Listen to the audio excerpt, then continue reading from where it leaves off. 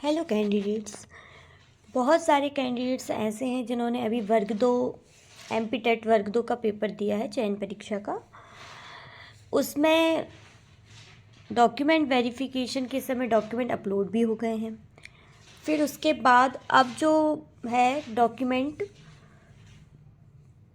जो ज़िला हमने मतलब जो डिस्ट्रिक्ट हमने चूज़ की है उसमें जाके अधिकारियों के समक्ष हमारे डॉक्यूमेंट 8 से 13 तारीख के बीच में उनका वेरिफिकेशन भी मुख्यालय में करवाया गया है।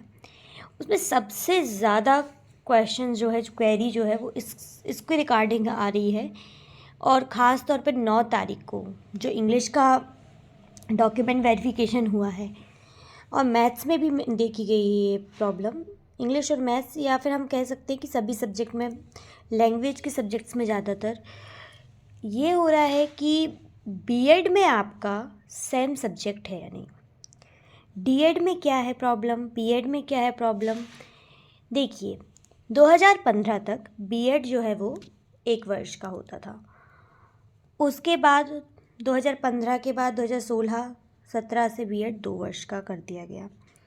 2 वर्ष का जब बीएड किया गया तो उसमें एक जो सैम होता है, 4 सैम होते हैं बीएड में, तो एक सैम जो होता है उसमें आपको लेसन प्लान बनाने होते हैं और वही लेसन प्लान आपको किसी स्कूल में जाके पढ़ाने होते हैं और वही फिर आपको आपके कॉलेज में जाके चेक कराने होते हैं। क्योंकि मैंने बहुत अच्छे से बीएड किया है, रेगुलर बाकायदा जैसे कॉलेज जाते हैं, लेसन प्लान 80 लेसन प्लान बनाए हैं मैंने, 40 मैथ्स के और 40 साइंस के। मेरा मैथ्स है, इस वजह से सैम 2 में ऐसा किया हमने, सैम 2 से सैम 3 तक, और इसी तरह से हम इसको आगे बढ़ाते गए। अब कुछ बच्चे जो है उनको ये डाउट है कि हम लोगों का होल्ड कर दिया है या आपत्ति जताई है या बोला है।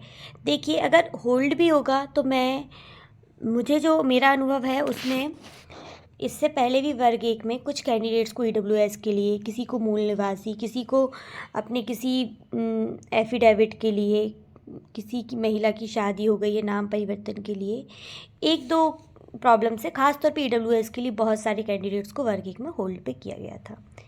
लेकिन अगर आप इस चीज़ का वो आपको समय देते हैं, आप उनको अपना प्रूफ दे दो, वो आपको पूरी तरह से आपका नाम आ जाता है और आपको स्कूल जो है वो अलॉट हो जाता है।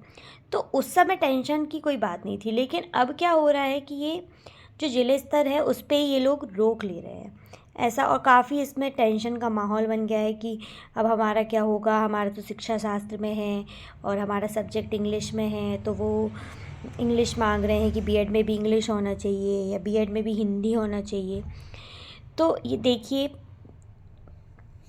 इसमें साफ साफ लिखा हुआ है विषय की सूची में गणित के लिए क्या चाहिए था। ठीक है, अब हम बीएड वाले पोर्शन में जाएं तो बीएड में मांगा था माध्यमिक शिक्षक के लिए शैक्षिक एवं शिक्षण प्रशिक्षण योग्यता निम्नलिखित अनुसार होगी। में संबंधित विषय में स्नातक उपाधि, बीएससी, बीए, और इंग्लिश से बीए, अगर इंग्लिश से अगर आप चयनित हुए हैं तो, तथा प्रारंभिक शिक्षा में 2 वर्षीय डिप्लोमा मतलब डीएड या डीएलएड अथवा उसके समकक्ष, अथवा संबंधित विषय में कम से कम 50% अंकों के साथ स्नातक उपाधि तथा शिक्षा शास्त्र में 1 वर्षीय स्नातक उपाधि। तो जब 2015 तक ये बीएड 1 वर्ष था तो शिक्षा शास्त्र में ही हो रहा था ये बीएड, और आपका सब्जेक्ट उसमें डल जाता था।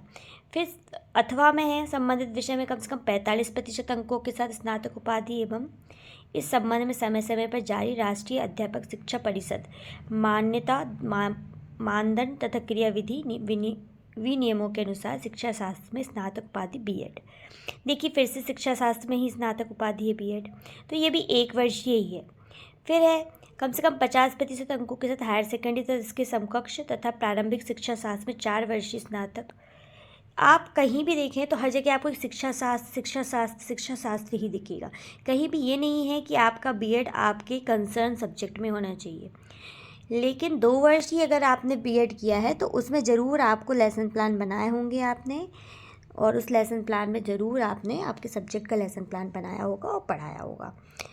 ठीक है, अब इसको आप देख लें, ये नियम है, इन्हीं नियम के आधार पे आपको रखा जाएगा। और इतने सारे कैंडिडेट हैं जिनको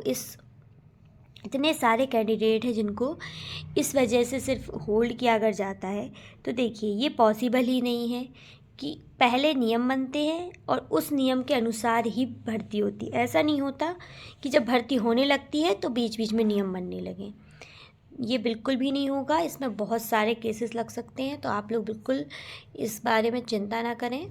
और अभी फिर से एक और बार वेरिफिकेशन होगा आपके स्कूल के बाद अलॉट होते समय, तो उसमें आपको और चीज़ें क्लियर हो जाएंगी। हो सकता है कि जब जिन लोगों ने आपका ये वेरिफिकेशन किया है वो उस चीज़ को लेके कंसर्न हो, क्योंकि उनकी भी जिम्मेदारी बनती है, उनको भी एक एक चीज़ देखनी होती है। पर ऐसा नहीं है कि आपको DPI रोक देगा, ऐसा कुछ भी नहीं होगा। आप लोग इस बारे में ज़्यादा चिंता ना करें। और अगर आपके आगे कोई गोल्स है तो उनको अचीव करने में अपना समय लगाएं और टेंशन ना लें। Thank you so much. ये जानकारी आपके लिए ज़रूर थोड़ी बहुत हेल्पफुल रही होगी। Thank you so much.